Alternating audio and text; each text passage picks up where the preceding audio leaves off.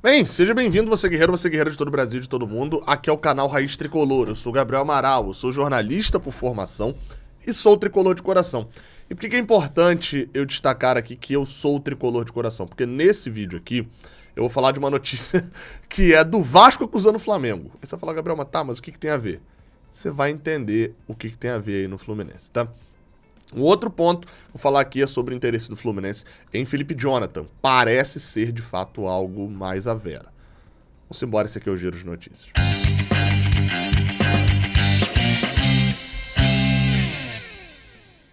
Não esquece de deixar um like aqui embaixo, isso ajuda bastante aqui o canal. E claro, também de se inscrever aqui, isso também ajuda bastante aqui o canal. E claro, de baixar o OneFootball, isso também ajuda bastante o canal. Mas nesse caso do OneFootball é você se ajudando. O Brasil ganhou... O Brasil ganhou. Ganhou uma classificação para as oitavas. Quer entender melhor aí, ó? O Brasil perdeu, obviamente, para a seleção de Camarões. Mas a gente tem muita Copa ainda para poder percorrer. Segunda-feira tem oitavas de final. E mais do que isso, agora, né, nesse final de semana, a gente tem vários jogos, que são vídeos também, sobre as oitavas de final de outros times, né? Tem Argentina e Austrália, enfim, tem vários jogos da Copa do Mundo aí que são interessantes. Notícias do Brasil tá com um jogador lesionado, e o Alex Telles, e o Alexandro, Neymar volta e tal. Você encontra tudo isso lá no OneFootball. Vou deixar o link aqui embaixo na descrição e tem um QR Code aqui do lado que é só você apontar a câmera do seu celular para ele, que ele já vai direto para você fazer o download, beleza? Vamos lá, vamos começar pela nota oficial lá que o Vasco soltou e que já me chamou a atenção diretamente de início. Eu vou botar aqui na tela. Bem, tá aí na tela o site do Vasco, né, a nota oficial do Vasco, que diz o seguinte: direitos de transmissão do Campeonato Carioca 2023. A nota aqui, ó, de sexta-feira, dia 2/12. Ela foi publicada na noite da sexta-feira, né? Depois de confirmar a veracidade de notícias veiculadas nos últimos dias, o Vasco da Gama informa que não assinará o contrato de transmissão do Campeonato Carioca 2023 nos termos apresentados pela Ferj e sua empresa parceira. Não aceitaremos em que não haja justa e correta distribuição de valores e tomaremos todas as medidas cabíveis nos âmbitos esportivos e jurídicos para garantir os nossos direitos. Vamos lá, só para eu te explicar, tá, inicialmente, o que o Vasco está querendo dizer com isso daqui. Resumão rápido para quem não viu o vídeo de ontem, mas você deveria ter visto.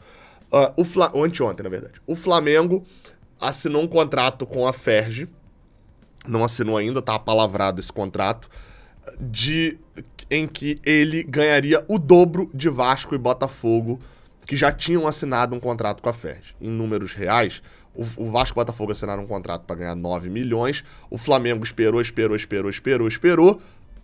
e assinaria um contrato para ganhar 18 milhões, o dobro dos outros times. Ao Fluminense, que não assinou ainda, isso foi oferecido um contrato também de 9 milhões.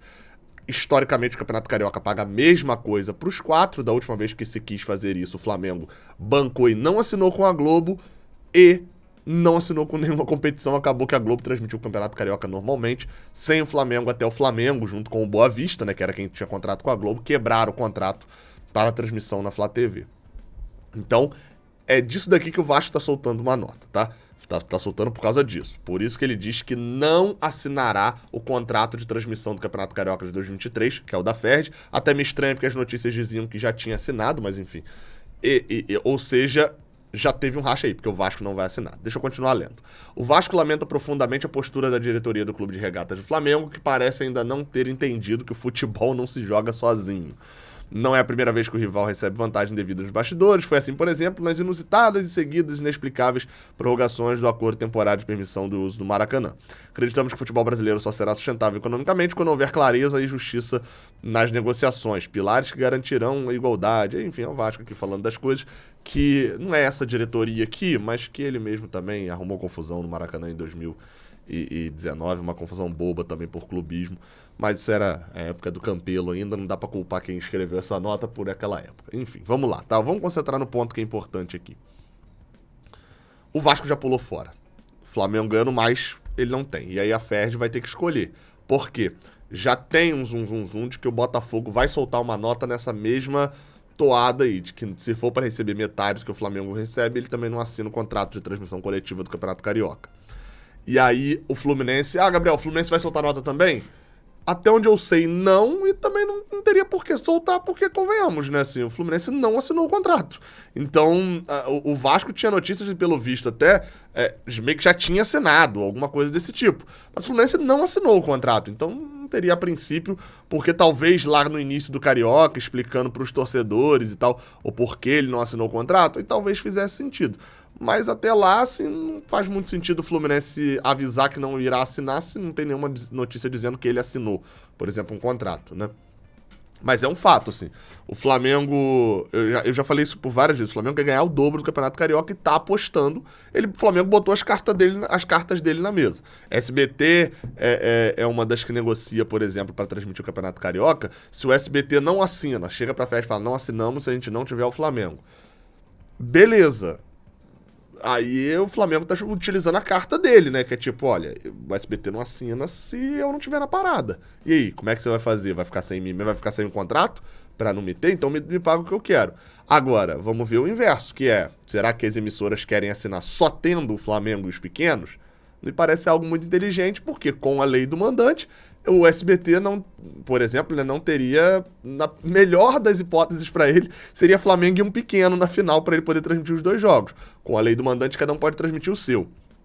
Eu lancei um vídeo aqui esses dias falando sobre o regulamento do Campeonato Carioca e é tão bizarra esse campeonato falido, essa merda de campeonato que eu tenho uma raiva gigantesca, que eles já alteraram o regulamento lá no site, pô. O site do Campeonato Carioca tem essa aqui, ó, da Ferj, ó. Tem essa cara aqui. Eu entrei aqui nesse site no dia... Vou até conferir aqui que dia que eu lancei esse vídeo. Foi no dia 18 de novembro.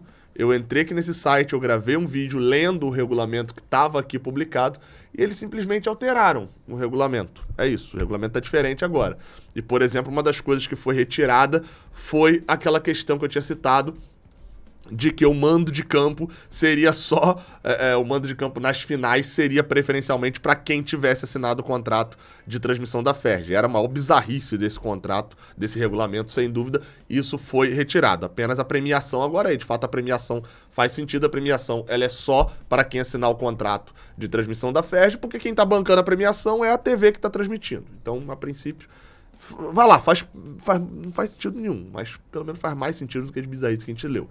Então aquela parte que eu tinha falado do mando de campo e tal, pelo menos isso acabou saindo também por causa do conselho arbitral. Então assim, o cenário de momento é esse. A Ferj vai ter que escolher entre Fluminense, Vasco e Botafogo ou entre o Flamengo. E isso porque faltam 40 dias pro Campeonato Carioca começar. É show de Rio de Janeiro. Vamos ver como é que vai ser essa treta, hein? A outra notícia, ela vem... E aí, vamos lá, tá? Vamos com concentração aqui. Ela vem do jornal O Globo, do Extra, com o título Fluminense consulta a situação de Felipe Jonathan do Santos. Odair deseja permanência.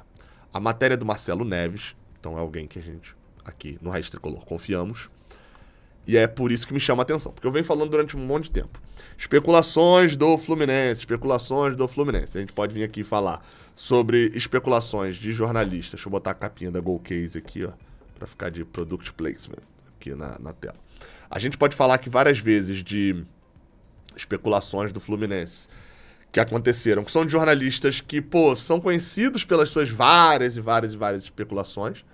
E a gente pode também falar, que deixa com cara de que foi encomendado de empresário, né? E também a gente já falou que algumas vezes eu sempre faço questão de falar sobre essas notícias, porque muita gente fica na dúvida de até especulações de posições que a gente nem tá indo atrás, assim, na verdade. Essa é de um jornalista que, sim, dá pra confiar no Marcelo Neves, e é de uma posição que, de fato, tem sentido o Fluminense ir atrás no lateral esquerdo. E o terceiro ponto, expõe aquilo que eu falei no vídeo de ontem sobre a criatividade. É o Fluminense indo no certo, na certeza. Se você quiser elogiar, você fala que tá indo na certeza. Se você quiser criticar, fala que tá indo na mesmice. No que todo mundo, no óbvio, no que todo mundo tá vendo. Escolha aí o seu adjetivo. Então faz algum sentido, sim, o Fluminense ir atrás de Felipe Jonathan. Vamos continuar aqui na notícia, porque o Marcelo Neves cita que esse nome saiu das duas reuniões feitas nessa reta final de semana com o Fernando Diniz, com o Fred, com o Ricardo Corrêa, Angione e o Mário Bittencourt. E que Felipe Jonathan é um desses nomes, só que a negociação não deve ser fácil, porque o Odair Hellmann, ex-técnico do Fluminense, inclusive, já sinalizou à diretoria do Santos de que ele quer que o Felipe Jonathan permaneça lá para 2023. E aí, por que isso complica a negociação? Porque Felipe Jonathan é o lateral novo, 24 anos, e que, se o Santos não quer liberar, o Fluminense teria que fazer o quê? Convencer o Santos a liberar financeiramente, pagando. Seria a única hipótese disso acontecer, né? A não ser que o Fluminense oferecesse jogadores para Odair Hellmann. Mas me parece que é algo também que o Fluminense está muito disposto, ou que o Santos estaria disposto. A indicação de Felipe Jonathan, ela veio de Fernando Diniz. Só que, eu vou destacar aqui, na própria matéria de Marcelo Neves fala que Felipe Jonathan já foi alvo do Fenerbahçe, da Turquia, mas o Fenerbahçe não chegou nos valores que o Santos queria. E aí, a gente vai falar, sabe quanto foi a oferta? A gente não tem uma informação 100% confiável, mas na época o que foi falado era de cerca de 20 milhões de reais. Vamos botar aí em 4, 5 milhões de euros hoje. É mais ou menos isso, 4 milhões de euros. Ou seja, o Fluminense não tem esse dinheiro, não vai bancar esse dinheiro, e se for bancar, não vai bancar no Felipe Jonathan. Então, assim, ele tem contrato com o Santos até 2025. Não é simples do Fluminense conseguir essa negociação, não. Futebolisticamente falando, o que eu conheço até agora e tal, obviamente que se for contratado, a gente gasta uma pesquisa a fundo sobre ele, ou seja, eu posso falar superficialmente, como eu posso falar de 99% dos jogadores que não estão no Fluminense, como qualquer um aí pode falar também. Porque tem a galera que mete... Vocês já até vi um que eu... Fiquei assim, cara, eu acompanho o jogador há um tempão, nossa, acompanho muito, vi vários jogos desse ano, e aí, pô, nem o nome do cara a pessoa sabia, aí complica. Então eu sou sincero aqui com vocês, eu conheço o Felipe Jonathan, mas não é um jogador que eu vá poder discorrer aqui sobre a ótima contratação ou sobre a péssima contratação, sem ser raso. Tendo a contratação, a gente vai atrás de informação e traz, como a gente sempre traz, o completão aqui no Raio X. Inclusive, se você for ver lá os Raio X, os vídeos do Raio X dessa temporada, muita coisa das contratações estão lá, tá? Estão faladas lá. Jogadores que deram errado, a gente tá pontuando coisas boas, mas tá pontuando, olha só, o problema dele é esse daqui. E tá acontecendo esse daqui. Enfim, nós vamos voltar aqui pro Felipe Jonathan. Gostaria da contratação. É um nome que me agrada, por exemplo, mais do que Juninho Capixaba. Mas, assim, é óbvio, o lateral que eu vou gostar, que eu conheço e eu gosto, vai ser caro. Pô, é óbvio. Posição escassa no mercado. Jogador jovem, que eu tenho conhecimento, ou seja, não é um conhecimento de alguém que, nossa, conhece o mundo inteiro do futebol e trabalha diretamente só com pesquisa de novos jogadores. Ou seja, é um conhecimento que vai um pouco dentro da mesmice.